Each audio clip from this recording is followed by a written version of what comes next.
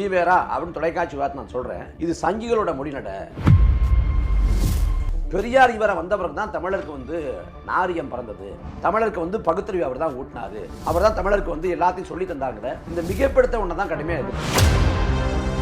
பெருவாரியான மக்கள் பெரியாருன்னு சொல்ற ஒருத்தர் வந்து நம்ம பெரியார்னு பெரியார்னு பட்டம், பவர் ஸ்டார்னு பட்டம் கொடுத்துருக்காங்க. யார் கொடுத்தா? அவரே வச்சுக்கிட்டாரு.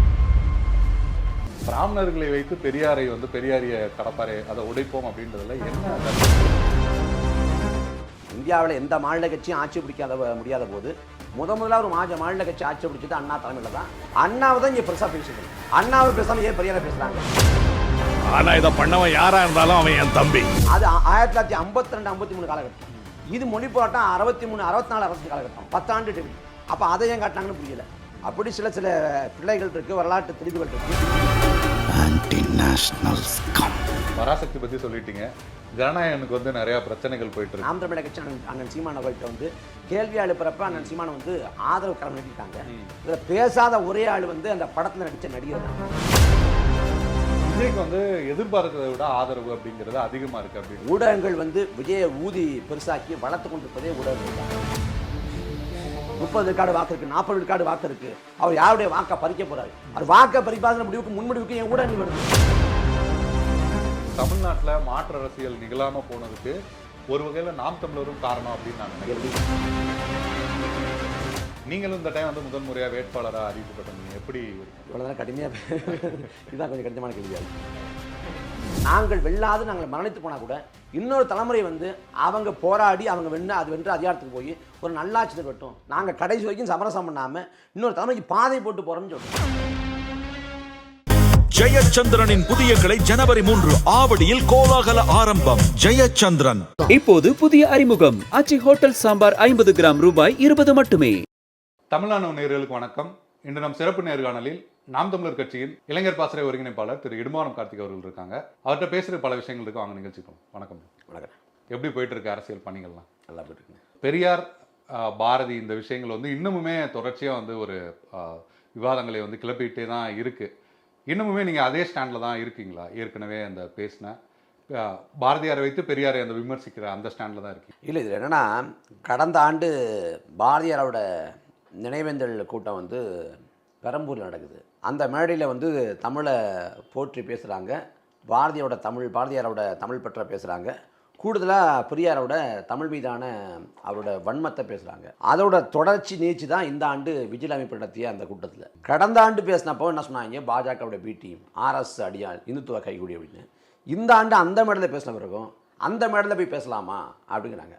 கடந்த ஆண்டு நாம் தமிழர் கட்சி கூட தான் பேசணும். ஆனால் அப்போவும் ஒரு சாயம் பூசப்பட்டுச்சு.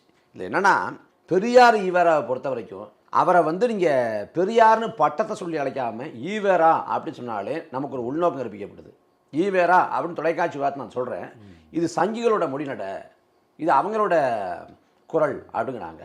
இங்கே பெரியாரை பொறுத்த வரைக்கும் அவர் ஒரு மதம் போல் கட்டமைச்சிட்டாங்க. இவங்க யாரும் பெரியாரியவாதிகள் கூட இல்லை, பெரியாரிய மதவாதிகளாக தான் மாறிட்டாங்க. இதில் வந்து பாரதி வாழ்ந்த காலங்கிறது, பாரதி வந்து சுதந்திர இந்தியாவில் வாழலை, அடிமை இந்தியாவில் பிறந்து அடிமை இந்தியாவில் இறந்து போனார். அவர் வந்து அரசியல் விடுதலைக்காக பாக்கள் எழுதினார், சமூக விடுதலைக்காக பாக்கள் எழுதினார், அதே போல் பெண்ணிய விடுதலைக்காக பாக்கள் எழுதினார். அவர் வாழ்ந்த காலகட்டங்கிறது 40 ஆண்டுக்கு குறைவாக தான் அவர் வாழ்ந்தார்.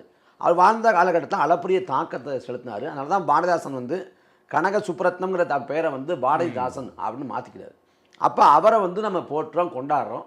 அதே சமயத்தில் பெரியார் இவரை பொறுத்த வரைக்கும் தமிழ்நாட்டோட வரலாற்று வழித்தடத்தில் அந்த காலகட்டத்தில் பெரியாரும் பங்களிப்பு செஞ்சார், பெரியாரும் போராடினார், பெரியாரும் களத்தன்னார் அப்படின்னு தான் நமக்கு மாற்று கருத்து இல்லை. ஆனால் வரலாற்றை ஒட்டுமொத்தமாக ஒருமுகப்படுத்தி ஆதி முதல் அந்த முறை எல்லாமே பெரியாருக்குள்ள அடக்கம், எல்லாமே வந்து பெரியார் தான் தொடக்கம் அப்படிங்கிற இந்த கற்பனவாதத்தை தான் மிக கடுமையாக இருக்கிறோம்.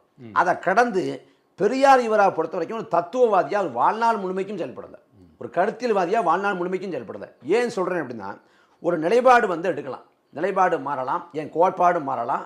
அந்த மாற்றங்கள்ங்கிறது பொது நோக்கு சார்ந்ததாக, பொதுநலம் சார்ந்ததாக இருக்கணும். ஆனால் பெரியார் இவர்கிட்ட எடுத்த அந்த நிலைப்பாடு மாற்றம் எல்லாமே முழுக்க முழுக்க தன்முனைப்பு சார்ந்தது, தன்னலம் சார்ந்தது. அவர் சமரசம் செய்து கொள்ளாமல் இருந்த ஒன்றே ஒன்று வந்து அந்த கடல் மறுப்பு மட்டும்தான். இப்போ எல்லா இடத்துலையும் சமரசம் பண்ணியிருக்காரு. அப்போ அவரை கொண்டாந்து இங்கே என்ன பண்ணுறாங்க, பல ஆயிரம் ஆண்டுகள் தொன்மையான தமிழ் தேசியனும், அது மிக குறைந்து 3000 ஆண்டுகளுக்கு மேலான அந்த அறிவு மரபு அது எல்லாத்தையும் மூடி மறைச்சி பெரியார் இவரை வந்த பிறகு தான் தமிழருக்கு வந்து நாரியம் பிறந்தது, தமிழருக்கு வந்து பகுத்தறிவு அவர் தான் ஊட்டினார், அவர் தான் தமிழருக்கு வந்து எல்லாத்தையும் சொல்லி தந்தாங்கிற இந்த மிகப்படுத்த ஒன்று தான் கடுமையாக எதுக்குறோம். இதில் பெரியாரை பொறுத்த வரைக்கும் பெரியார் இயக்கங்கள் திராவிட இயக்கங்கள் அவங்க தூக்கி சுமக்கட்டும், அவங்க கொண்டாடட்டும். நாம் தமிழர் கட்சி முற்றுமுழுதாக எங்களுக்கு தேவையில்லைங்கிற நிலைப்பாட்டுக்கு வந்துட்டோம். நாங்கள் சாதியை மறுப்பதற்கும், நாங்கள் பெண்ணியத்தை போற்றுவதற்கும், நாங்கள் வந்து சமூக நீதியை நிலைநாட்டுவதற்கும் எங்களுக்கு வந்து பெரியார் தேவையில்லை. எங்களுக்கு பிரபாகரனே, எங்கள் தலைவர் பிரபாகரனே போதும். அதனால் அவருக்கு வந்து களத்தில் பேசிய தலைவர் இல்லை, களத்தில் செயலாக்கம் செஞ்சு காட்டிய தலைவர். அவரை கொண்டு நாங்கள் சமூக விடுதலையை, அவரை கொண்டு பெண் விடுதலையை நாங்கள் வந்து அடைஞ்சிக்கிறோம். தமிழ்நாட்டுக்கான ஒரு அரசியல் விடுதலை அப்படிங்கிறத பெரியாருக்கு முன்னாடியும் யாரும் பெருசாக முன்னெடுக்கல, பெரியாருக்கு பின்னாடி முன்னெடுத்த எல்லாருமே பெரியாரையும் அதில் ஒரு முக்கிய ஒரு இடத்துல வச்சு தான் முன்னெடுத்திருக்காங்க. நீங்கள் முக்கியமாக நீங்கள் பார்க்குறது வந்து ஒரு அரசியல் விடுதலையை பேசுகிற இயக்கமாக தான் நீங்கள் தமிழ் தேசியம் அப்படின்றத பேசுகிறீங்க. அதில் பெரியாருக்கு முன்னாடி யார் முன்னெடுத்திருக்கான்னு நீங்கள் சொல்லுங்கள். இல்லை, பெரியாருக்கு முன்னாடி அந்த தமிழர் முற்போக்கு மரபுன்னா அது சித்தர் காலம் தொட்டு, அதே போல் அன்னைக்கு வைகுந்தராக இருக்கட்டும், வரலாறாக இருக்கட்டும், எல்லாரும் பேசி வந்திருக்காங்க. பெரியார் வந்து இந்த முற்போக்கு அப்படிங்கிற ஒன்று இங்கே பேசுகிறார் அப்படின்னா தமிழ்நாட்டில் ஏன் ஏற்கப்படுது அப்படின்னா, இப்போ வந்து கலிலியோ வந்து உலகம் உருண்டை அப்படின்னாரு, அவரை கல்லால் அடித்தாங்க. ஏன்னா ஏற்க முடியல. பெரியார் இவரை வந்து அவரோட பூர்வீகமாக இருக்கக்கூடிய கர்நாடகாவிலையோ இல்லை ஆந்திராவிலையோ இல்லை கேரளாவிலையோ போய் இந்த பொது சமூகத்துக்கு எதிரான அந்த கருத்துக்களை சொல்லியிருந்தா பெரியார் வந்து மிகப்பெரிய அளவில் எதிர்க்கப்பட்டிருப்பார். தமிழ்நாட்டில் வந்து குறைந்தபட்சம் ஏற்றுக்கொண்டு ஒரு கூட்டம் வந்துச்சுன்னா அதற்கான அந்த முதிர்ச்சியான மரபு இல்லை, அதுதான் நான் கேட்குறேன். இப்போ நீங்கள் தமிழ் தேசியம்ன்றது நாம் தமிழர் கட்சி அது ஒரு பெரியார் தமிழ்நாட்டு விடுதலை அப்படின்றது ஒரு அரசியல் விடுதலையா பெரியார் தான் வந்து முன்வைக்கிறார். நான் அதாவது அரசியல் விடுதலையை முற்றாக இழுத்தவர் தான் பெரியார். இவர் வெள்ளக்காரங்க ஆண்டப்ப ஜீவா கூட அழகாக கேட்கிறாரு. அதாவது அரசியல் விடுதலை அடையாத ஒரு நாட்டில் சமூக விடுதலை எப்படி சாத்தியம்? வண்டியை தான் வந்து மாடுகள் இழுக்கணுமே ஒழிய மாட்டை வண்டி இழுக்க முடியாது அப்படின்னு கேட்குறாரு.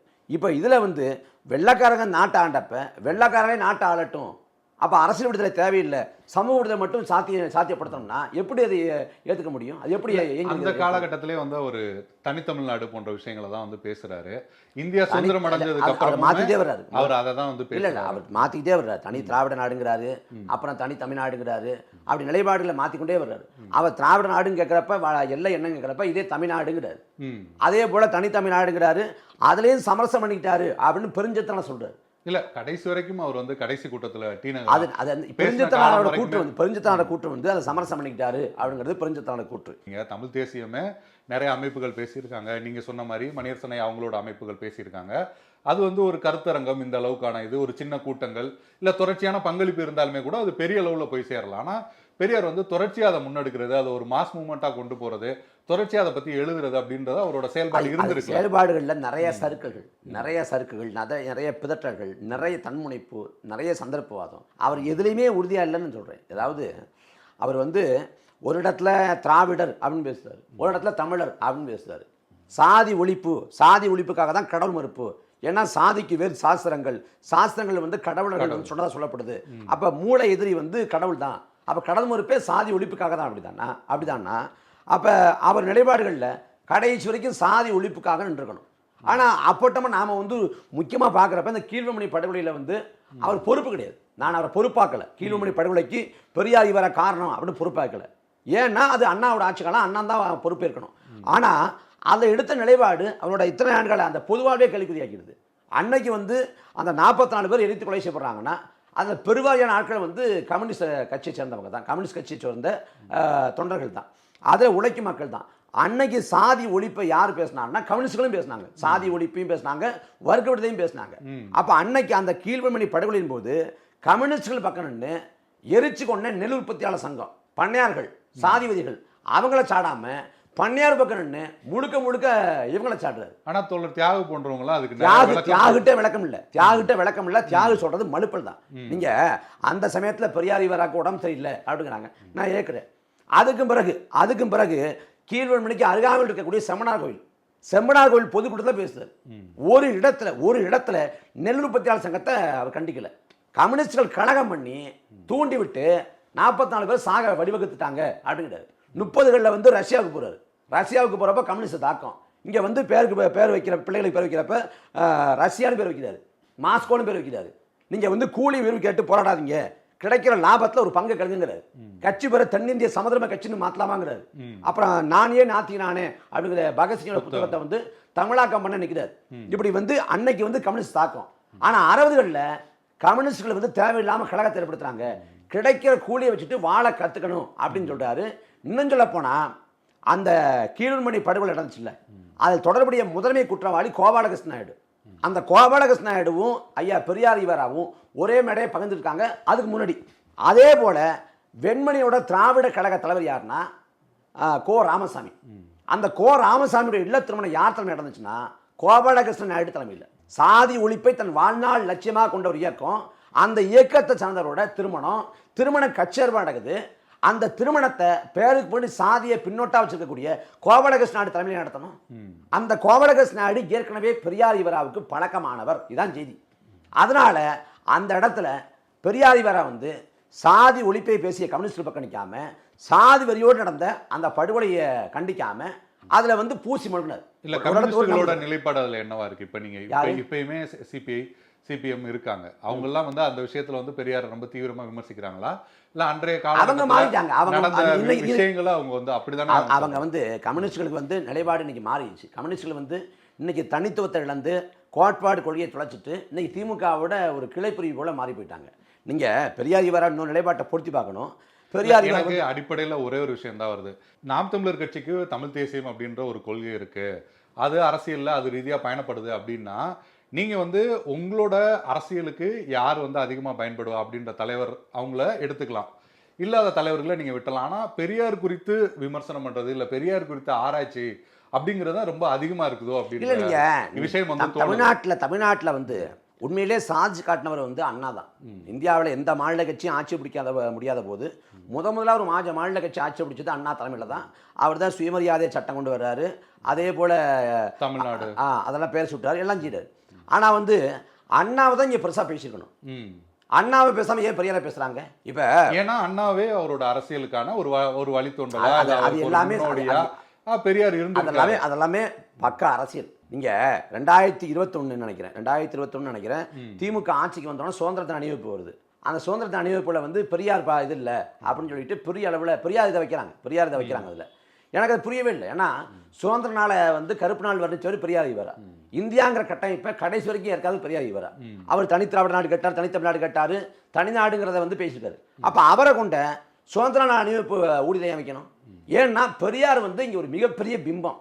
இன்னும் சொல்ல போனால் புத்தர் எப்படி மதமாக மாற்றப்பட்டாரோ அதே போல அறிவிக்கப்படாத ஒரு மதமாக பெரியார் ஈவரா மாற்றப்பட்டார். அந்த பெரியார் ஈவராங்கிற பிம்பத்துக்கு பின்னாடி இங்கே இருக்கக்கூடிய முற்போக்காளர்கள் எல்லாம் வேலை செய்கிறாங்க. அதை கடந்து பிற மொழியாளரோட ஆதிக்கத்துக்கு அந்த பெரியார் பிம்பம் வந்து அவங்களுக்கு வழி சேர்க்குது. அப்போ அதில் வந்து எல்லாத்துக்கும் பெரியார் காரணங்கிறப்ப இந்த மிகைப்படுத்தப்பட்ட கற்பனைவாதம் யாரை சொல்றாங்க? எனக்கு ஒரே ஒரு கேள்வி தான் வருது. என்னன்னா நீங்க தான் சொன்னீங்க பெரியார் வந்து ஒரு வெகுஜன மத்தியில் வந்து ஒரு பெரிய தலைவர் இல்லை அப்படின்றதையும் சொல்றீங்க. அதே வேளையில வந்து பிறமொழியாளர்களோட ஆதிக்கத்துக்கு பெரியார் பயன்படுறாருன்னு சொல்றீங்க. இதுவே ஒரு முரண்பாடான இல்லை. நான் என்ன சொல்றேன், வெகுமக்களால் அவர் முன்வைத்த கடவுள் மறுப்பை வந்து வெகுமக்கள் ஏற்கலை. அவர் முன்வைத்த வந்து பார்ப்பன அல்லாத அரசியல் வந்து வெகுமக்கள் ஏற்கலை. அவர் வைத்த கோட்பாடுகள் குறைந்தபட்சம் இன்னைக்கு திராவிட இயக்கத்தை சேர்ந்தவங்களை போய் சேர்ந்துருக்காங்கன்னா அதுவும் இல்லை. அப்ப கோட்பாட்டு அளவில் அவரோட கோட்பாடுகள் வந்து போய் சேரலை. வெறும் பிம்பத்தை வந்து வழிபாடு செய்றாங்க. அதை கடந்து நீங்க இன்னைக்கு வந்து பெரியாகிற பிம்பத்தை காக்க துடிப்பதற்கு பிறமொழியாரின் ஆதிக்கம் ஒரு காரணம் சொல்றேன். இந்த பிறமொழியார் வந்து இன்னைக்கு வந்து தமிழ்நாட்டை ஆள்றாங்க. நான் தான் கேட்கிறேன், நீங்க வந்து 89 90களிலே வந்து கொள்கை தலைவரா அறிவிச்ச மருத்துவர் ராமதாஸ் வந்து உங்களோட நீங்க பார்க்கிற அடிப்படையில் அவர் பிறமொழியாளரா இல்ல திருமாவளவன் அவர் வந்து பிறமொழியாளர்? பெரியார் மயக்கம் எல்லாருக்கும் இருக்குது. நாமளே வந்து மயக்கம் அப்படின்னு அதாவது பெரியார் ஈவராவை வந்து நாம் தமிழக தொடங்கப்பட்டு அவரை கைவிட நமக்கு 13 ஆண்டு 14 ஆண்டுகள் ஆயிடுச்சு. நாமளே ஒரு முடிவுக்கு வர. அதுக்கு என்ன காரணம் நீங்க நினைக்கிறீங்க? எதுக்கு அதாவது கைவிடுறதுக்கான அவரை ஏன் விட முடியல அப்படின்னா அதுக்கு என்ன விட முடியல? நாம வந்து முழுமையா வந்து அதை உணர்ந்துக்கிட்டு நீங்க ஒன்றும் வேண்டாம். இப்போ வந்து பாரதியாரோட கவிதைகள் தொகுப்புலாம் இருக்கு அப்படின்னா நம்மளால முழுமையாக படிக்க முடியுது. பாரதியார் சொன்ன கவிதை தொகுப்பு அப்படின்னா முழுமையாக படிக்க முடியுது. நாட்டுக்காக உழைத்தல், நாட்டுக்காக பேசிய, நாட்டுக்காக பங்காற்றிதான் சொல்லப்படக்கூடிய தலைவர் பெருமக்களோட எழுத்துக்கள் பேச்சுகள் வந்து நாட்டுமயக்கப்படுது. ஆனால் வந்து எனக்கு வந்து எதுவுமே கிடையாது, நான் நாட்டுக்காக தான் வாழ்ந்தேன் அப்படின்னு சொல்லக்கூடிய பெரியார் ஈவராவோட எழுத்துக்கள் இன்னைக்கு வரைக்கும் நாட்டுமயமாக்கப்படலை. எல்லாமே மூடி மறைச்சு வைக்கப்படுது. அதை குளத்தூர்மணியே சண்டை போட்டு பரவாயில்ல நிலைமை கோர்ட்டுக்கு போய் ஏன் அப்படித்தான் அவருடைய எழுத்துக்கள் அப்படியே பொது அவையில் வைக்கப்பட்டா முழுக்க அமலப்பட்டுவார், முழுக்க அமலப்பட்டுவார். அப்ப நமக்கு இன்னைக்கு தான் வந்து சில செய்தி கிடைக்கல. அதுதான் நான் சொல்றேன். இப்ப நாம் தமிழர் கட்சியோட தலைமை ஒருங்கிணைப்பாளர் திரு சீமான் அவர்கள் அந்தந்த காலகட்டத்தில் அவர் என்ன ஒரு விஷயத்தை ஏத்துக்கிறாரோ இல்லை அந்த கொள்கைப்படி ரொம்ப ரொம்ப அந்த விஷயத்தை வந்து ரொம்ப ஆணித்தரமாகவே பேசியிருக்காரு. நீங்கள் வந்து திராவிட இயக்கங்களில் இருக்கும்போது பார்ட்னர்களை பயங்கரமாக விமர்சனம் பண்ணுறது அந்த மாதிரி பண்ணியிருக்காரு. அப்படி ஒவ்வொரு காலகட்டத்திலையும் அவரோட கருத்தியல் வந்து மாறி இருக்கு. இன்னைக்கு எல்லாமே இணையத்தில் கிடைக்குது. எல்லாம் அதை வந்து நீங்க அப்ப பேசினதை எடுத்து இப்ப முரண்பாடு இல்ல அது வந்து நியாயம் கிடையாது. இல்ல நான் என்ன சொல்றேன், நீங்க நாம் தமிழர் கட்சி அன்னைக்கு ஏன் இந்த நிலைப்பாட்டை எடுத்துச்சு, இளைமருந்தா இளமலம் ஏன் சொல்லுச்சு, அன்னைக்கு வந்து மகராசால போய் கேப்டன் தமிழ்ச்செல்வருக்கு ஏன் வாக்கிட்டீங்க அப்படின்னு எல்லா கேள்வி வைங்க, அன்னைக்கு ஏன் பெரியார் ஏற்றுக்கிட்டீங்க அப்படின்னு எல்லா கேள்வி வைங்க. எல்லா கேள்விக்குமான தர்க்க நியாயத்தோடு கூடிய பதில நாங்க சொல்றோம். ஏன் இந்த மாற்றம் எப்படி இல்லை அதுதான். ஆனா பெரியார் இவராகிட்ட ஏற்பட்ட மாற்றங்கள், இந்த மாற்றங்களுக்கான தர்க்க நியாயத்தை திராவிட இயக்கம் சொல்லணும். திராவிட இயக்கம் அதை சொல்லாம நான் விமர்சித்தாலே எனக்கு சங்கிங்கிற முத்திர குத்துரு. இப்ப 49 தொடங்கி 67 வரைக்கும் 18 ஆண்டுகால போராட்டம் தான் திமுக வந்து ஆட்சி பிடிக்க காரணம். இது இந்த 49 67 ஆண்டு காலம் வந்து ஒரு இடத்துல கூட திமுகன்னு சொல்லாம கண்ணீர் துளி கட்சி அப்படிங்கிறாரு பெரியார் இவரா. மிக கடுமையா வந்து இந்த கண்ணீர் துளி கட்சி வந்து தடை பண்ணணும் அப்படிங்கிற ஒரு உச்ச நிலைக்கு போறாரு. அப்படி வந்து இந்த 18 ஆண்டு காலம் வந்து ஏன் வந்து பெரியார் இவரா அண்ணாவே இருக்கல, அண்ணாவோட கோட்பாடு பிற்போக்கா இருந்துச்சா இல்ல அண்ணா வந்து சனாதனத்துக்கு ஆதரவாக செயல்பட்டாரா, எதுக்காக இருக்கல? காரணம் வந்து அந்த கோட்பாடோ கொள்கை நிலைப்பாடோ இல்லை, முழுக்க அண்ணா மீது கொண்ட பகைமை உணர்ச்சி, காழ்ப்புணர்ச்சி, இன்னும் சொல்ல போனால் வன்மம். 17 ஆண்டு காலம் 18 ஆண்டு காலம் மிக கடுமையாக பேசிவிட்டு அண்ணாவும் கருணாநிதியும் ஆட்சியை வென்ற பிறகு, ஆட்சி அதிகாரத்துக்கு போகிறதுக்கு முன்னாடி, அதிகாரத்தில் ஏறதுக்கு முன்னாடி வந்து தேர்தலை வென்ற பிறகு திருச்சி இருக்கக்கூடிய பெரியார்கிட்ட போய் இந்த ஆட்சியை உங்களுக்கு சமர்ப்பிக்கிறேன் அப்படின்னு சொல்கிறாங்க. அது வரைக்கும் கண்ணீர் துளி கட்சினவர் அதுக்கும் பிறகு திமுக நிலைப்பாட்டுக்கு போகிறார். அதுக்கு பிறகு பார்த்தா கண்ணீர் துளி கட்சின்னு பேசுகிறவர் திமுகன்னு எழுதி திமுகவை இந்தியா முழுக்க பெருசாக்குங்கிறது. இங்கே இதே காமராசரை விஷப்பல்லுன்னு வரைக்கிறார். விஷப்பல் 8 பற்கள் இருந்தது, 8 பற்களில் 2 பற்கள் வந்து 6 பற்கள் வந்து உதிர்ந்து விட்டது, 2 பற்கள் தான் இருக்குது, ஒன்று காமராசருங்கிறது. காமராசரை விஷப்பல்னவர் அதுக்கு பிறகு காமராசர் ஆதரிச்சார். திரும்ப திமுக நிலைப்பாட்டு போன பிறகு மறுபடியும் காமராசரை வந்து விமர்சிக்கிறார். இப்போ நீங்கள் சொன்ன விஷயத்துலேருந்தே பார்க்கும்போது அவர் வந்து அவரோட வழக்கமான அரசியல்ல இருந்து ஒரு தேர்தல் அரசியல் திமுக போகிறாங்க அப்படின்ற அடிப்படையில் அவர் வந்து கடுமையாக விமர்சனம் பண்ணுறாரு. தேர்தல் அரசியலுக்குள்ள அண்ணா போகிறாங்க, இவங்க இதுக்காக இல்லை தேர்தல் அரசியல் இல்லை வரேன். தேர்தல் அரசியல் போகிறதுனால அண்ணா விமர்சனம் பண்ணுறாருன்னா அதே தேர்தல் அரசியல் இருந்த காமராஜ் எப்படி ஆரம்பிச்சாரு? அதுதான் நான் சொல்கிறேன். அப்படி போகும்போது அவர் வந்து இவங்க இதுக்காக தான் இவ்வளோ நாள் வந்து காத்துட்டு இருந்திருக்காங்க. அந்த மாதிரி கடுமையான விமர்சனங்களை எல்லாம் முன்வைக்கிறாரு. அண்ணாவுமே வெளியில் போய் ஃபஸ்ட்டு கண்டன அறிக்கை மாதிரி தான் அந்த திட்டங்கள் தான் இருக்குது, அது கட்சியாக உருமாறுது. நீங்கள் சொன்ன மாதிரியே பார்த்தாலுமே ஜெயிச்சதுக்கப்புறம் பெரியார் போய் வந்து அவங்க போய் சந்தர்ப்பத்தோட போய் திமுகவை போய் அணுகலை. அண்ணாவும் கலைஞர் கருணாநிதி அவங்கள தான் போய் பார்க்குறாங்க. அப்படின்னா அவங்களுக்கு வந்து பெரியாரோட பங்களிப்பு, பெரியாரோட முக்கியத்துவம் தெரிஞ்சு அவங்க தான் போய் பார்க்குறாங்க. என்னையே நீங்கள் வைக்கப்படுற அளவுக்கு நீங்கள் நடந்துக்கிட்டீங்க அப்படின்னு சொல்கிறாங்க. இல்லை அது அண்ணாவோட மிக நுட்பமான அரசியல். அதிகாரத்துக்கு வர்றப்ப இவரை வந்து நம்ம வந்து என்ன சொல்கிறது, ஆங்கிலம் சொல்லுவாங்களா, சாஃப்ட் கார்னர் ஆக்கிடுது அப்படின்னு, அவரை தன்மைப்படுத்திக்கணும் அப்படின்னு நினைக்கிறாரு. அப்போ போய் அவர் அதை நிறுத்தி விட்டுறாரு. நீங்கள் 18 காமராஜருக்குமே நான் சொல்கிறேன், நீங்கள் ராஜாஜிக்கு மாற்றா காமராஜரை வைக்கும்போது பெரியார் காமராஜரை கொண்டு வரதுக்கான அரசியல் இதில் அந்த விஷயங்களை அவர் வந்து ராஜாஜியை வந்து முதலமைச்சராவான்னு தெரியல, பிரதமரான்னு தெரியல, அன்னைக்கு இந்த பிரீமியர் மாகாணம் அதில் ஆக்கிறதுக்கு இதே பெரியார் இவரா வந்து ஆதரவு தெரிஞ்சிருக்காரு.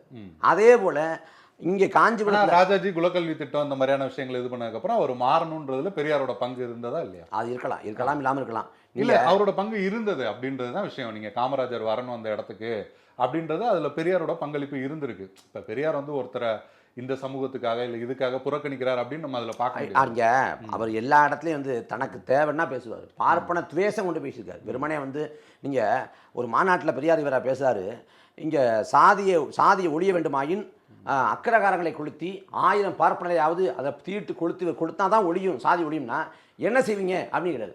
மாநாட்டில் இருக்கவங்க குத்துவோம் கொள்ளுவோங்கிறாங்க. அப்போ அந்த இடத்துல வந்து நீங்கள் அக்கரகாரத்தை எரித்து பார்ப்பனர்களை கொளுத்தணுங்கிற இடத்துக்கு போறீங்க. எதுக்கு?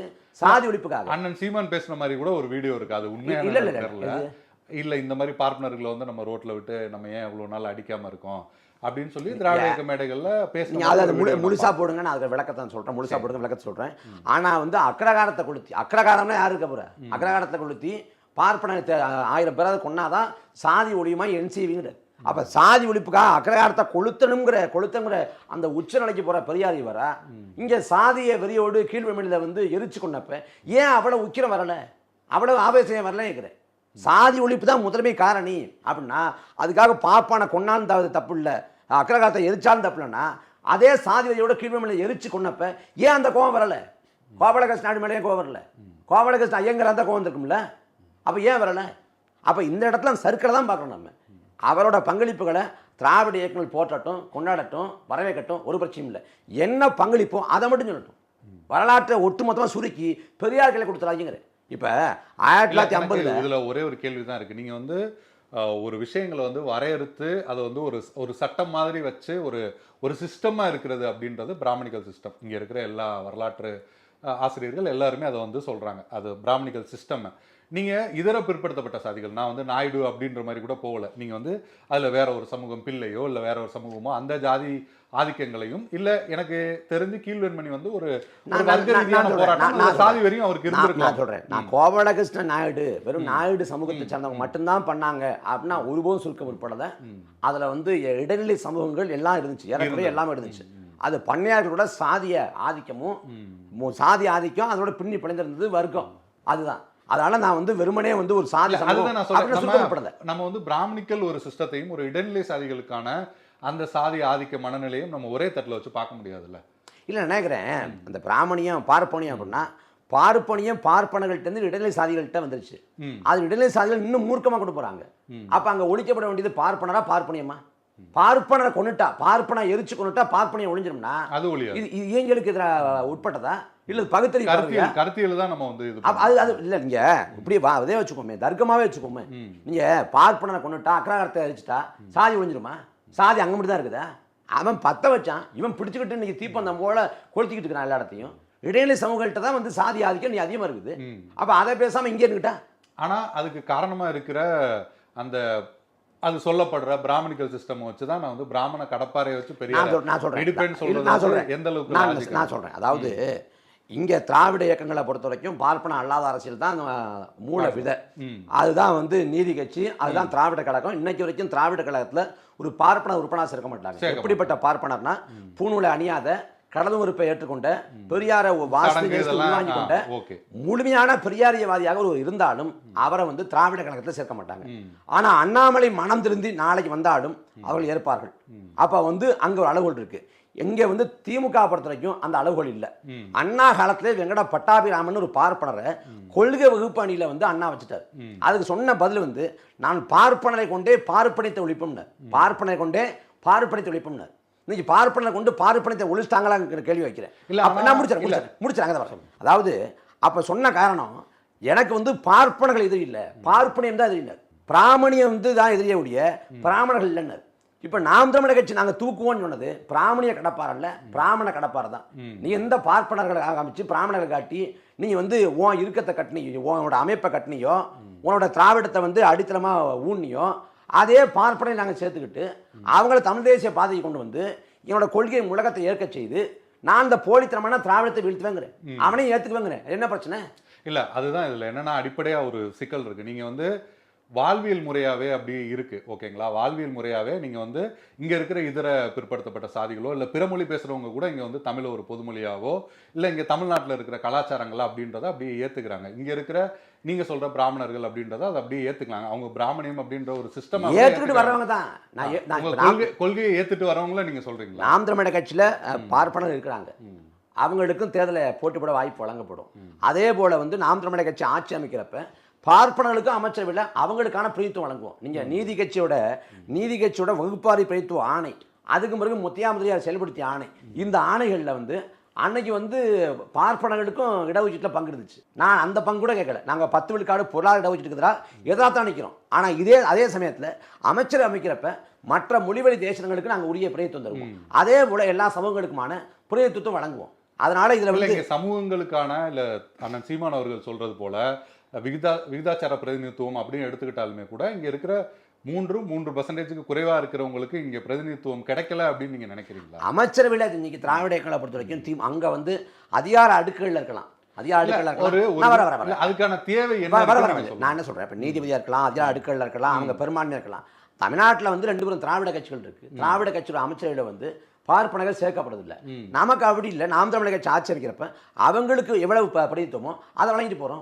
ஒரு அமைச்சரோ 2 அமைச்சரோ என்ன பிரதித்துவமோ அதை கொடுத்து. இல்லை, அதுதான் நான் சொல்கிறேன். நீங்கள் வந்து ஏற்கனவே எந்த வகையிலையும் வந்து அதிகாரத்துக்கு வராத நான் சொல்கிறேன். நாம் தமிழரை நான் சில விஷயங்களுக்கு நிச்சயமாக வந்து கண்டிப்பாக எல்லாருமே பாராட்டி ஆகணும். அஸ் ஜேர்னலிஸ்டாகவே நான் சொல்கிறேன்.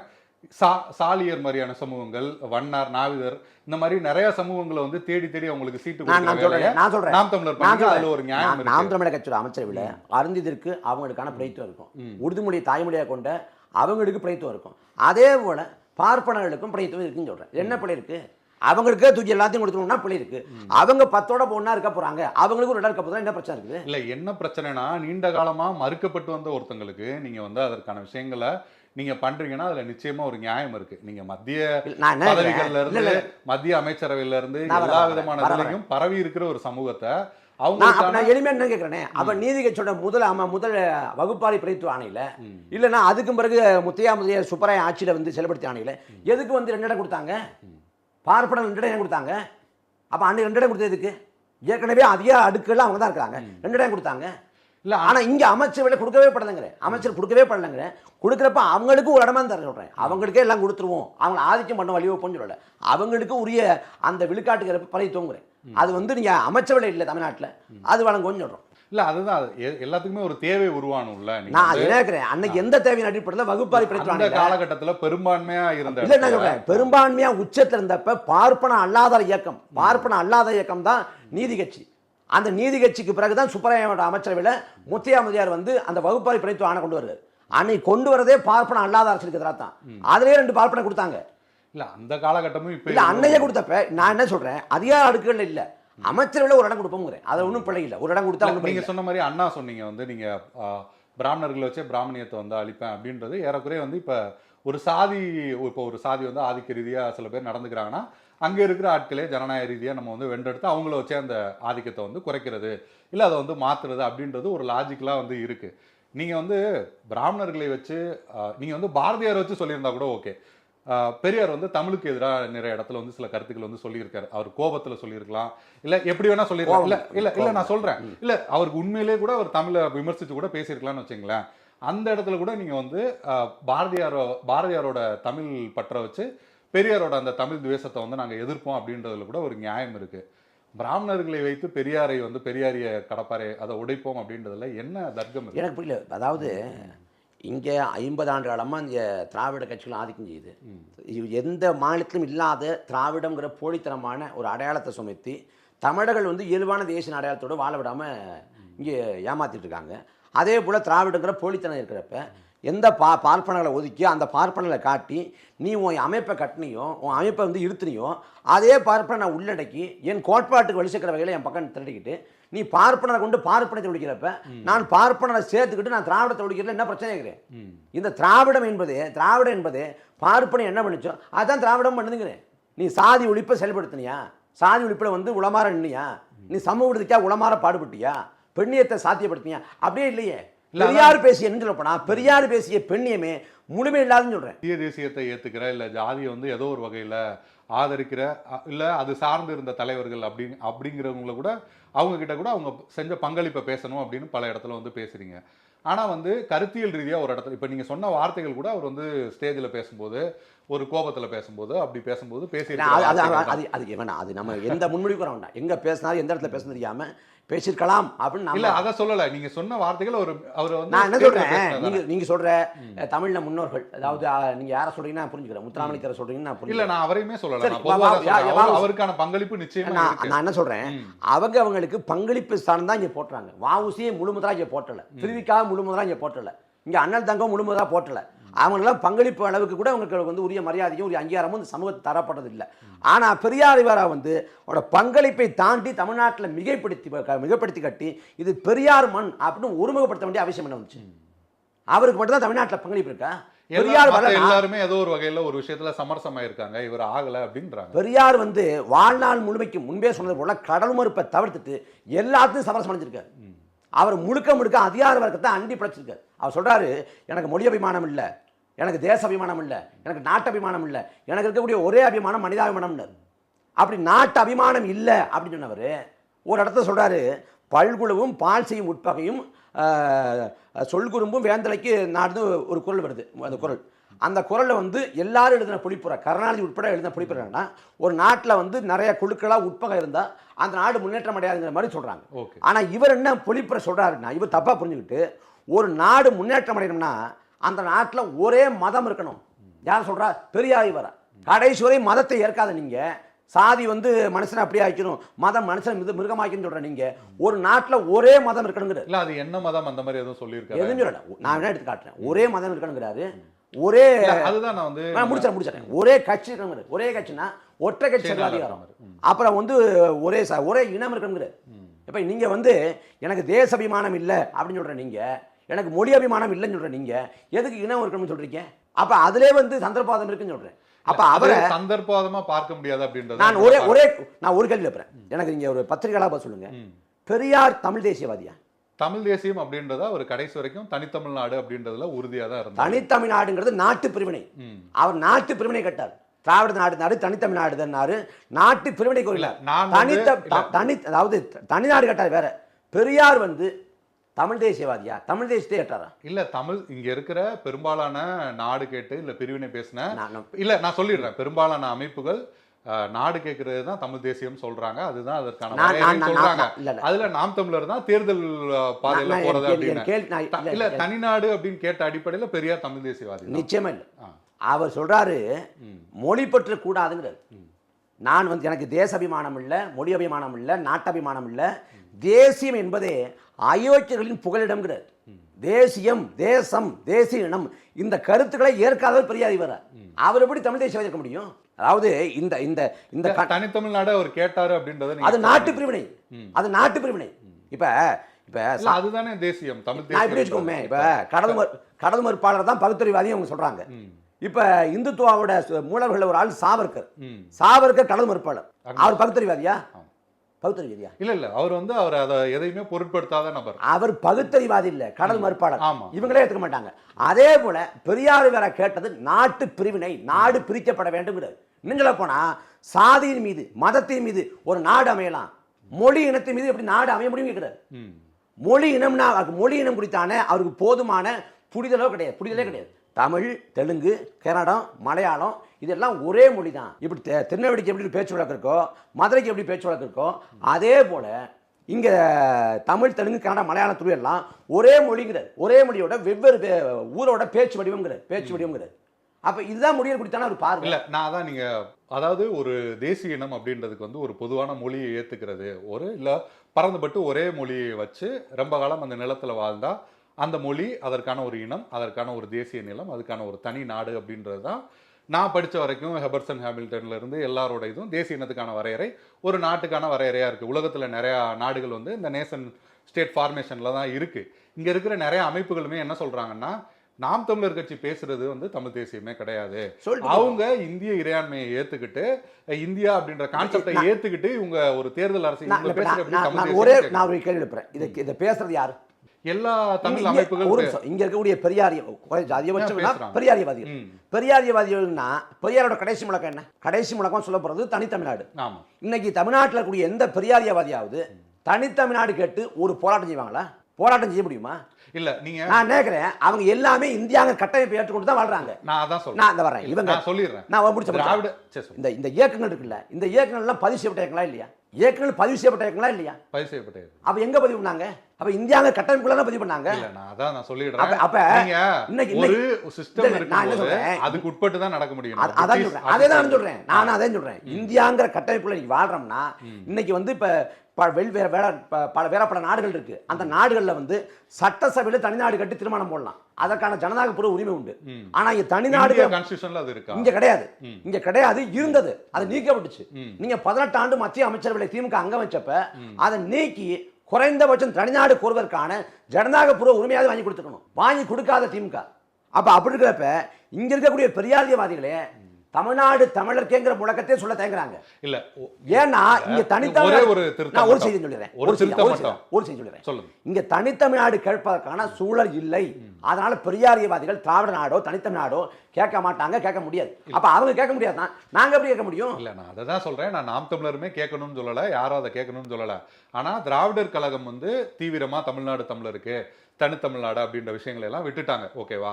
ஆனா தந்தை பெரியார் திராவிடர் கழகமோ திராவிட விடுதலை கழகமோ இந்த தமிழக மக்கள் முன்னணி, மீதா பாண்டியனோட அமைப்பு, பொழிலன் அவரோட அமைப்பு, எல்லா அமைப்புகளுமே தமிழ் தேசியம் சார்ந்து இருக்கிற அமைப்புகள் தனித்தமிழ்நாடுன்றதுதான் நீங்க சொல்ற மணியரசன் ஐயா அவரோட ஐயா உட்பட சொல்றேன். தனித்தமிழ்நாடு தானே கேட்கறாங்க. இப்ப தனித்தமிழ் ஐயா உட்பட யார் தனித்தமிழ்நாடு கேட்டு போராடுறாங்க? ஐயாவே வந்து ஐயா மணியரசன் ஐயாவே வந்து இன்னைக்கு மாநில சுயாட்சிக்கு வந்துட்டாங்களே, இந்தியா கூட்டாட்சிகளை ஏற்றுக்கிட்டு வந்துட்டாங்களே. ஏன்னா இந்த அமைப்பு முறைக்கெல்லாம் போராட முடியும். இப்ப இந்த அமைப்பை நான் ஏற்க மாட்டேன்னா ஒட்டுமொத்த சிஸ்டத்தை விட்டுருவாங்களா அவங்க? நான் அந்த நாட்டோட சட்டத்திட்டங்கள் கட்டுப்பட மாட்டேன், இந்த நாட்டில் வரி செலுத்த மாட்டேன், இந்த நாட்டில் கடவுச்சிட்டு வாங்க மாட்டேன், அப்படி வாழ முடியாதுல்ல. அதுக்கும் நம்ம வந்து தேர்தல் இந்தியாங்கிற கட்டமைப்பை நான் ஏற்கல அப்படின்னா நீ என்ன பண்ணணும்? ஒன்று ஆயுதம் தாங்கி நீ தலைமுறை போராடியே தான் போய் வாழணும். இந்தியாங்கிற கட்டமைப்பை ஏதோ ஒரு வடிவத்தை ஏற்றுக்கொண்டு தான் வாழ்றாங்க. நீ தேர்தல் பாதை ஏற்கல, கட்சியா இருக்கலன்னா நீ கடவுச்சிட்டு வாங்கிட்டு வாழ்ற. ஏன்னா வாய்ப்பு இல்லை, அதான் வாய்ப்பு இருக்குது, அப்படியே வாழ முடியும். அப்ப வந்து இங்க வரி செலுத்தி வாக்கு செலுத்தி ஏத்துக்கிறது அப்படின்றது ஒரு இயல்பான ஒரு விஷயம். ஆனா நீங்க சொன்ன எல்லா அமைப்புகளும் நான் சொல்றேன் இந்த கட்டமைப்பை நடைமுறையில ஏத்துக்கிட்டாலுமே அவங்களோட இலக்கு அப்படின்றது தமிழ் தேசியம் எப்ப செய்யப்படுறாங்க. நான் வந்து அதாவது என்ன சொல்றாங்க, நான் வந்து எனக்கு வந்து இந்தியாங்கிற கட்டமைப்பு மேல நம்பிக்கை இல்லை, நான் தேர்தல் பாதையை போட்டுவிட மாட்டேன். தேர்தல் பாதைன்னு வர்றப்ப அங்க இந்தியாங்கிற அமைப்பு முறையை இருக்க மாட்டேன். மற்ற எல்லா விடங்களும் இந்தியா நான் பயன்படுத்திக்குவேன், இந்தியாங்கிற கட்டமைப்புக்குள்ள வாழ்வேன். வாழாம இருக்காங்களா? இந்தியாவோட ஜனநாயக அமைப்பு முறைக்கு, இங்க வந்து சட்டத்திட்டங்களுக்கு, நீதிமன்றத்துக்கு, காவல்துறைக்கு இவங்க கட்டுப்படாம இருக்காங்களா? என்ன கட்டுப்படுத்த நீ யாரு, நான் இந்தியாவே இல்லை அப்படி சொல்லுவாங்களா? அப்படின்னு சொல்ல முடியாது. ஏன்னா யதார்த்தம் அது வரல. அதே போல இன்னைக்கு தமிழ் தேசியம் பேசக்கூடிய இயக்கங்கள் வந்து போட்டியிடணும்னா போட்டிட்டு தேர்தல் பாதையில் போட்டி போட்டு தான் குறைந்தபட்ச அதிகாரத்தை பெற முடியுங்கிற இல்லாம இருக்கு. தனித்தமிழ்நாடு கேட்பதற்கான சூழல் இல்லை. தனித்தமிழ்நாடு கேட்பது மட்டும்தான் தமிழ் தேசியங்கிற வரையறையும் நாம் தமிழக கட்சி வைக்கல. அப்ப நாம் தமிழக கட்சிக்கான வாய்ப்பு இன்னைக்கு வந்து தமிழர் அரசமைப்பது, தமிழர் ஆட்சியை நிறுவுவது, அறம் சார்ந்த ஆட்சியை கொடுப்பது, இந்த தமிழ் தேசத்தின் இறுதி நோக்கமாக, இறுதி லட்சியமாக தமிழருக்குன்னு ஒரு தேசம், அது தமிழீழ தாயகம், அதுதான் இறுதி கனவு, இறுதி லட்சியம், அதை நோக்கிய பயணம் பாதை தான். இதுல வந்து நாம் தமிழக கட்சி பேசுறது தமிழ் தேசியமே இல்லை அப்படின்னா இப்ப திரும்ப வந்து தமிழ் தேசியம் கோட்பாட்டில் ஒண்ணுங்கிற திரும்ப தனித்தமிழ்நாடு கேட்கிறாரா? கேட்கலையே. ஆனா அவர் தமிழ் தேசியவாதியா இருப்பாங்க. இப்ப திருமுருகன் காந்தி இருக்காரு, தனித்தமிழ்நாடு கட்டுங்க ஏதாவது போராட்டம் பண்ணாரா? இல்லனா அவர் பேசுறாருல, என்ன பேசுறாரு? இல்ல அவர் தனித்தமிழ்நாடு அப்படிங்கிற விஷயங்களை தனித்தமிழ்நாடு கோரி ஒரே ஒரு போராட்டம், தனித்தமிழ்நாடு கோரி ஒரு கருத்தரங்கு, தனித்தமிழ்நாடு கோரி ஒரு பேரணி, தனித்தமிழ்நாடு கோரி ஒரு எங்களுக்கு வந்து வி வாண்ட் செப்பரேட் தமிழ்நாடு அப்படின்னு ஒரு ஒண்ணு வேண்டாம் ட்விட்டர்ல ஹேஷ்டேக் போடுவாங்களா? ஏன் தமிழ் தேச மக்கள் கட்சி இந்த மாதிரியான நிறைய சின்ன சின்ன அமைப்புகள் அதெல்லாம் கருத்தரங்கு எந்த அளவுக்கு பண்றாங்க? பேசுறாங்க. எங்கேயாவது ஒருத்தர் பேசி போடுறதா அதை முழுநேர செயல்பாடா தனித்தமிழ்நாடு மட்டும் தான் லட்சியம் இலக்கு, அதை வச்சு செயல்படுறாங்களா யாராவது? அவங்க தேர்தல் பாதி வரமாட்டாங்க, நமக்கு என்றைக்கு தனித்தமிழ்நாடு அடைகிறதோ அன்றைக்கு தான் போவோம் அப்படின்னு சொல்லிட்டு கடந்துருவாங்க. அவ்வளோ நான் எதுக்காக சொல்ல வந்தேன்னா, நீங்க பெரியார் கேட்ட தனித்தமிழ்நாடுன்றது தமிழ் தேசியமே இல்லைன்னு சொல்றீங்க. பெரியார் கேட்டது சொல்றேன், பெரியார் கேட்டது தமிழ் தேசியம்ங்கிற உன்னோட கூறு தனித்தமிழ்நாடு அப்படிங்கிறதா பெரியார் கேட்கல. அவரு கேட்டது நாட்டு பிரிவினை, இந்தியாங்கிற நாட்டில் வாழ விரும்பல, நாட்டு பிரிவினை கேட்டாரே ஒழிய அவர் தமிழ் தேசியம் ஒன்று எடுத்துட்டு வரல. இன்னொன்று எனக்கு வந்து நீங்க இப்போ பாமக விசிகா ரெண்டு தலைவர்கள் சமீபத்தில் சீமான் அவர்கள் பேசும்போது அவங்க தான் எங்களுக்கு வந்து பெரியார் ராமதாஸ் ஐயாவையும் அவர் திருமாவர்களையும் வந்து சொல்றாரு. இப்போ அவர்கள் மேலேயுமே உங்களுக்கு வந்து ஒரு அவங்களோட பங்களிப்புல உங்களுக்கு பாசிட்டிவான விஷயங்கள் இருக்கு, அவங்கள விமர்சனமும் நீங்க பண்ணியிருக்கீங்க. ஏன்னா அதனாலதான் நாம் தமிழர்னு ஒரு கட்சியே உருவாகுது. அப்படின்னும் போது பங்களிப்பும் இருக்கு, அவங்க மேல விமர்சனமும் இருக்குன்ற போது அவங்கள வந்து நீங்க பெரியார் அப்படின்ற மாதிரி ஏத்துக்கிறீங்க. அதே வகையில ஒரு தமிழ்நாடு இல்ல ஒரு பெருவாரியான மக்கள் பெரியாருன்னு சொல்ற ஒருத்தரை வந்து நாங்க பெரியார்னு ஏத்துக்க மாட்டோம் அப்படின்னு சொல்றது வந்து எந்த அளவுக்கு? தமிழ்நாட்டுல வந்து பெருவாரியான மக்கள் பெரியார் அப்படின்னு இல்ல, பெரியார்னு பட்டம், பவர் ஸ்டார்னு பட்டம் கொடுத்துருக்காங்க. யார் கொடுத்தா? அவரே வச்சுக்கிட்டாரு. பவர் ஸ்டார்னால பவர் ஸ்டார் அப்படிங்கிறதா? அவர் அதையும் இதையும் நம்ம கண்டிப்பா ஒப்பிட முடியாது. அது வேற அவர் திரைத்துறை சார்ந்தவர், இது அவர் பொது தளத்தை இருந்தவர். நான் சொல்றேன், ஒரு ஓமைக்காக சொல்றேன், அவரோட பங்களிப்புக்கு தானே அது கொடுக்குறாங்க. அது பெண்கள் கொடுக்குறாங்க, மாநாடு பெரியார். பெரியார் பத்தி திருவிக்காவை தமிழ் பெரியார்னாங்க. அதே போல வந்து கொடுக்க முடியுமே, கொடுத்து பெரியார் பட்டம் கொடுத்துட முடியுமே. அவரை வந்து நாங்க என்னன்னா அவர் பங்களிப்புகளுக்கு அவர் எந்த அளவுக்கு போட்டணுமோ எவ்வளவு கொண்டாடணுமோ இந்த சமூகம் கொண்டாடி தீத்தாச்சு போதுங்கிறேன். இதில் வந்து அண்ணா திருமா வந்து விளிம்புநிலை மக்கள் வந்து அதிகாரத்துக்கு வர்றதுக்கு அவர் உழைச்சி ஒரு இயக்கம் கட்டி ஒரு சுயம்பா மேலே வர்றாரு. அவர் மீது விமர்சனம் இருக்குது, குளறுபடிகள் இருக்குது, சறுக்கள் இருக்குது. அந்த பங்களிப்பை நம்ம போட்டுறோம். அதே போல் ஐயா ராமதாஸ் வந்து பிற்படுத்தப்பட்ட மக்களோட இடஒதுக்கீட்டுக்காக அவர் வந்து போராடிருக்காரு, அந்த காலத்தில் இருக்காரு. அந்த பங்களிப்பு கருதி பெரியாருங்கிறோம். ஆனால் பெரியார் இவரை பொறுத்த வரைக்கும் அவர் செஞ்சது எல்லாம் திட்டமிட்டு நடந்தது. திட்டமிட்டு தமிழன் எழுந்துடக்கூடாது, தமிழன் பேசுகிறவங்க பித்தலாட்ட கருங்காலி, தமிழங்கிற உணர்ச்சி வந்துடக்கூடாது அப்படின்னு அவர் திட்டமிட்டு இந்த தமிழங்கிற உணவு வரக்கூடாதுங்கிறதால அவர் வந்து ரொம்ப சூழ்ச்சிகரமாக செஞ்சிருக்காரு. அதனால அவர் செஞ்ச பங்களிப்போல திராவிட இயக்கங்கள் கொண்டாடட்டும், நாங்களும் கடந்த காலத்தை கொண்டாடியாச்சு. எங்களுக்கு அது உடன்பாடு இல்லை. அவர் எடுத்து வச்ச அரசியலுங்கிறது நாங்கள் இன்னைக்கு வைக்கக்கூடிய தமிழ் தேசிய அரசியலுக்கு முற்றிலும் முரணான ஒன்று. தமிழர் தமிழ் தேசியங்கிற வந்து அவர் ஒருபோதும் இருக்கலை. அதனால அவரை நான் கொண்டாட முடியாது. 2026 தேர்தல் மீண்டுமே வந்து இப்போ சமீபத்தில் வர நிறைய கருத்து கணிப்புகள் அப்படின்றது விஜய்க்கு வந்து எதிர்பார்க்கிறதை விட ஆதரவு அப்படிங்கிறது அதிகமாக இருக்குது அப்படின்றத நிறையா பத்திரிகையாளர்கள் கருத்து கணிப்புலாம் வந்து சொல்கிறாங்க. அவர் வந்து ஏறக்குறைய வந்து தேசிய ஜனநாயக கூட்டணி அந்த வாக்குகளுக்கு பக்கத்துலையோ இல்லை அவர்களுக்கு கூட தாண்டது கூட வாய்ப்பு இருக்குது. அது போன்ற செய்திகளை பார்க்க முடியுது. நீங்கள் எப்படி பார்க்குறீங்க? அதெல்லாம் கருத்து கணிப்பு இல்லை, கருத்து திணிப்பு, கருத்து உருவாக்கங்கள் அப்படி தான் பார்க்குறேன். அதாவது ஊடகங்கள் வந்து விஜயை ஊதி பெருசாக்கி வளர்த்து கொண்டிருப்பதே ஊடகங்கள் தான். அந்த கட்சியில் முடுமுத்திர செயல்பாடு கிடையாது. ஒரு கருத்தியல் தெளிவோ, ஒரு கொள்கை கோட்பாடு தெளிவோ, இல்லை ஒரு சிக்கலில் தெளிவான ஒரு பார்வையோ எதுவுமே கிடையாது. அந்த இயக்கம் வந்து ஒரு மாதத்துக்கு ஒரு தடவை தான் ஒரு போராட்டமோ ஒரு பொதுக்கூட்டமோ அப்படி தான் செய்யுது. விஜயே வந்து பகுதி நேர அரசியல்வாதி அப்படின்னு கமலஹாசன் சொன்னார். இவர் மாதத்துக்கு ஒரு தடவை தான் வர்றாரு, அதை விட குறைவான தான் வர்றாரு.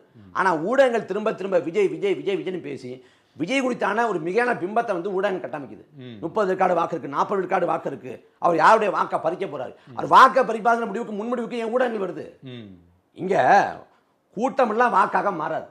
அவர் வந்து கட்சி தொடங்காம நடிகர் விஜயாக போயிருந்தாலும் கூட்டம் கூட. நான் என்ன சொல்றேன்னா, நிறையா பெண்கள் முன்னாடி நம்ம பேசும்போது இப்போ ஜெயலலிதா அவர்கள் இருந்த காலத்தில் நிறைய பெண்கள் கலைஞர் கருணாநிதி அவரை விட ஜெயலலிதாவை சப்போர்ட் பண்ணுற ஆட்கள் நிறையா இருந்தாங்க. அப்புறம் அவங்க மறைவுக்கு பிறகு பார்த்தீங்கன்னா திமுக அரசு ஒரு சில இந்த திட்டங்கள் மூலமாக ஸ்டாலின் அவர் பக்கம் வந்து பெண்களோட வாக்கு அப்படின்றது போது இப்போ நம்ம நிறைய பேர் பார்க்கும்போது நாங்கள் விஜய்க்கு வாக்களிப்போம் அப்படின்னு பெண்கள் சொல்கிறாங்க. குறிப்பாக இளைஞர்கள் அப்படின்னு எடுத்துக்கிட்டோம்னா நீங்கள் கொள்கையை புரிஞ்சு தமிழ் தேசியம் அப்படின்னு புரிஞ்ச நாம் தமிழருக்கு ஓட்டு போட்டவங்க கண்டிப்பாக போட மாட்டாங்கன்னு வச்சுங்களேன்.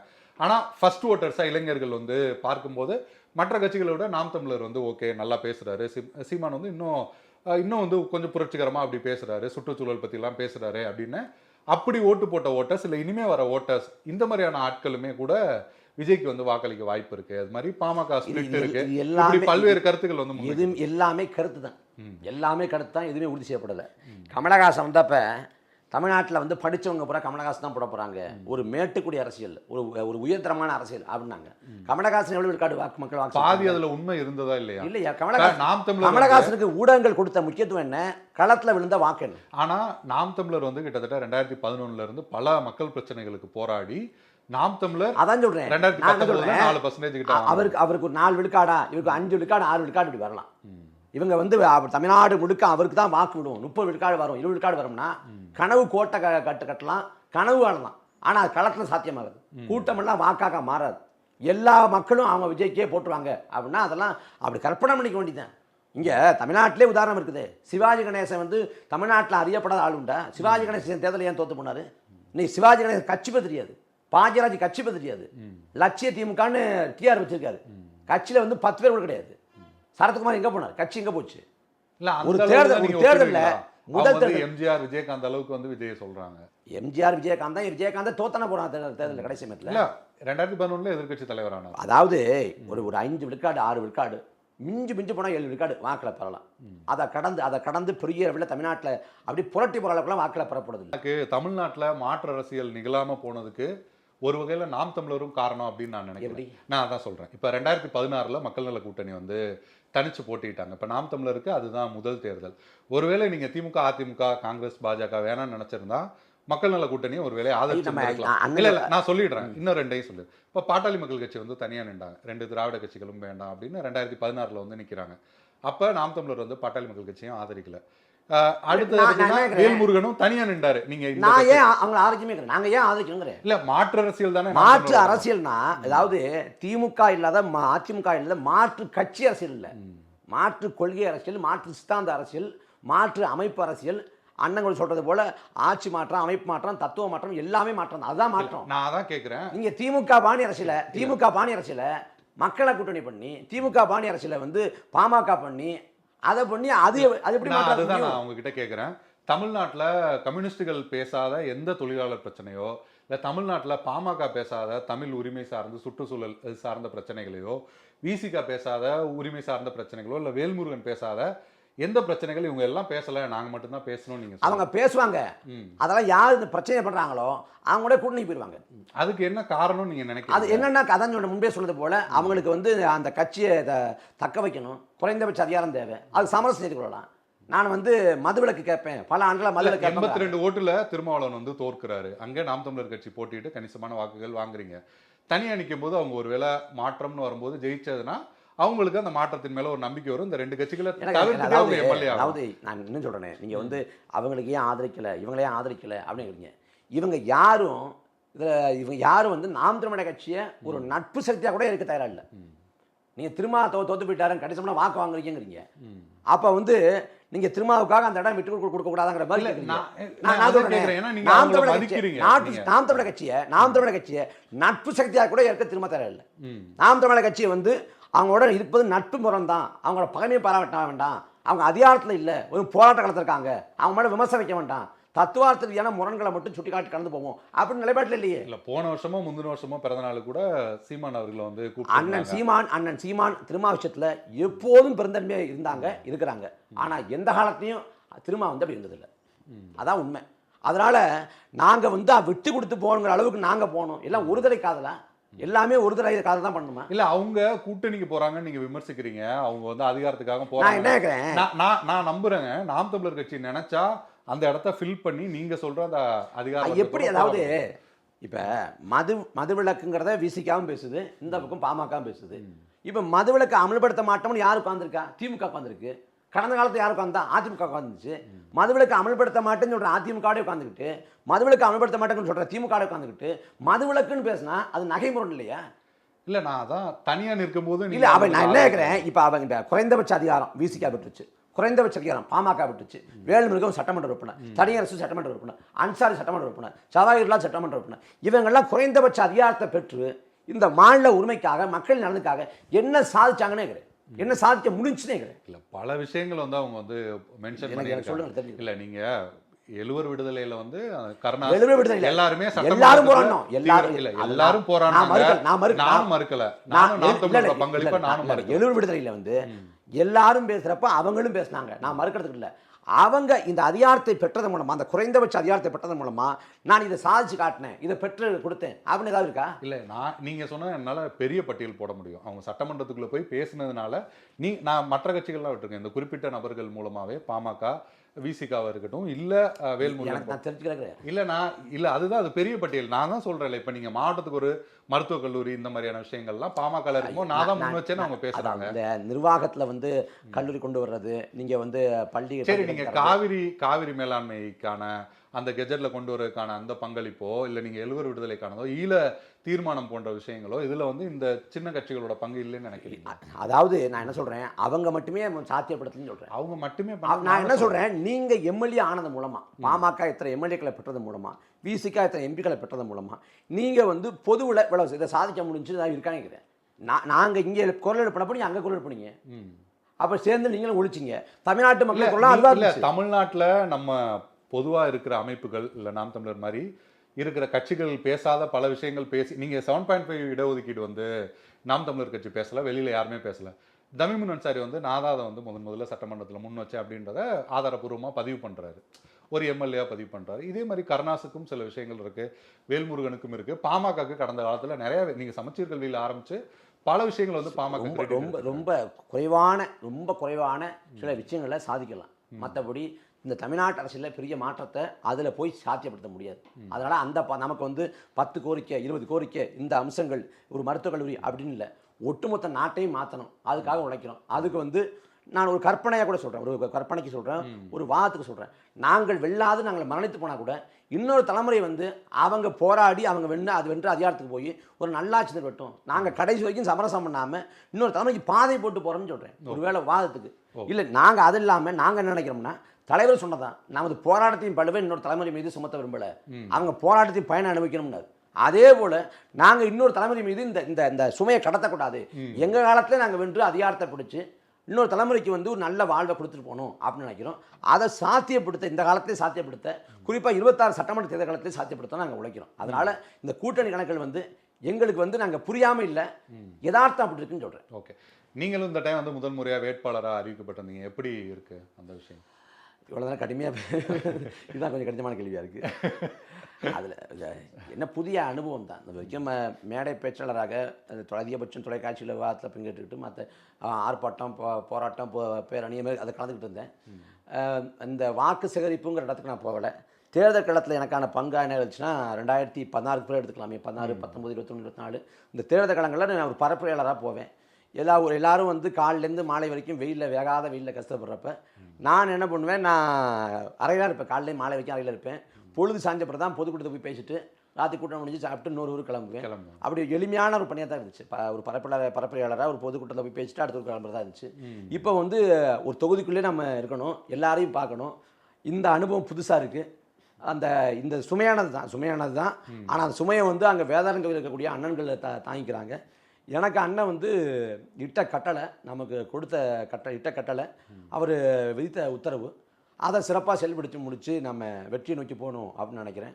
அதுதான் இருக்குது. இதில் வந்து பேச அதிகம் இல்லை, செயல்படுத்த அதிகம் இருக்குது. ஓகே, அது மாதிரி ஒரு இளைஞராகவும் நாம் தமிழர் கட்சி தமிழ் தேசியவாதியாகவும் இப்போ பராசக்தி படம் வந்து வெளியானது, நீங்கள் அதை எப்படி பார்க்குறீங்க? பராசக்தி படத்தில் வந்து அது மொழிப்போர் களத்தை மொழிப்போர் ஈகளை வந்து அந்த மையக்கருவாக கொண்டு படம் உருவாக்கப்பட்டிருக்கு. படம் முழுக்க படம் வந்து கற்பனை. அது கற்பனை. அதை வந்து ஒரு உண்மையான சம்பவத்தை அடிப்படையாக வச்சுக்கிட்டு, உண்மையான வரலாற்று பாத்திரங்களை எடுத்துக்கிட்டு எப்படி ஒரு புதினம் புனையப்படுதோ அதே போல் ஒரு திரைக்கதையை புனைஞ்சிருக்காங்க.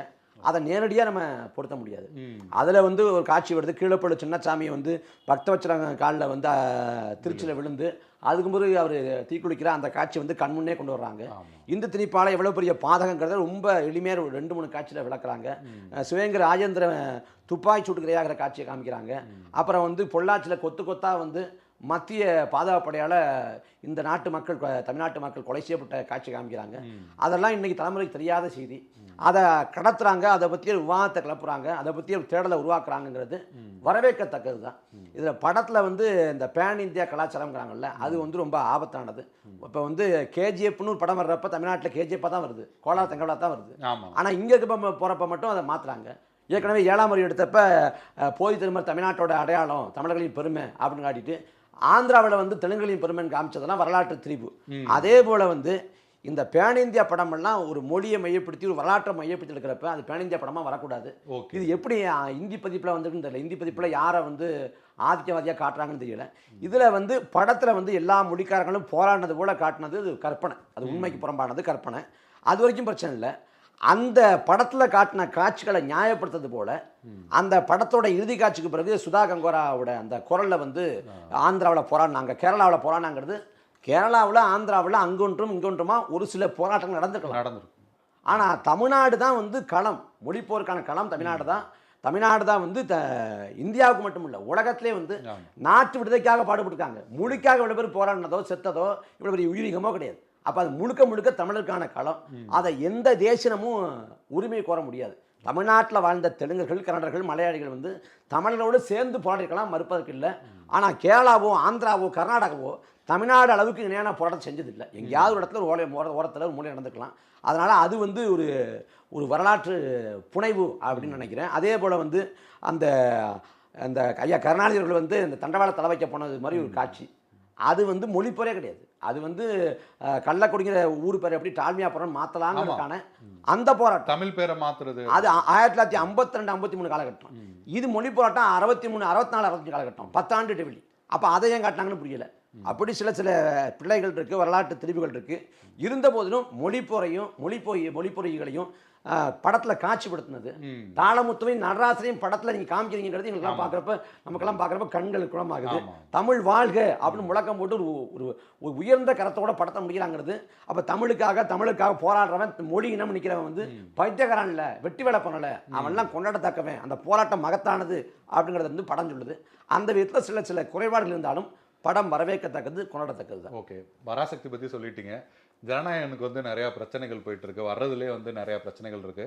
திட்டமிட்டு இந்த நெருக்கடி பண்ணுறாங்க, அதெல்லாம் சொல்கிறாங்க. ஆனால் நாம் தமிழர் கட்சி அதுக்கான ஒரு ஆதரவோ இல்லை எதுவுமே கொடுத்துருக்காங்க. நாம் தமிழர் கட்சி அண்ணன் சீமான் அவர்கள்ட்ட வந்து கேள்வி எழுப்புறப்ப அண்ணன் சீமான் வந்து ஆதரவு கரம் நீட்டிருக்காங்க. இதில் பேசாத ஒரே ஆள் வந்து அந்த படத்தில் நடித்த நடிகர் தான். படத்தில் நடித்த முதன்மை கதாபாத்திரம் நடித்த நடிகர் விஜய் தான் வாய் திறக்கல. அவர் நடிகராக தான் இன்னைக்கு இருக்கார். இப்போ சர்க்கார் படம் வர்றப்ப பேசல, மெர்சலுக்கு பிரச்சனை வந்தப்ப பேசல, தலைவாவுக்கு பேசல, கத்திக்கு பேசல, அப்பெல்லாம் பேசல. சரி, குறைந்தபட்சம் அப்போ நடிகர் இல்லை, அப்போ நடிகர் தான் தலைவர், கட்சி தலைவர் இல்லை அப்படின்னாவது புரிஞ்சுக்கலாம். இன்னைக்கு ஒரு கட்சியின் தலைவர்.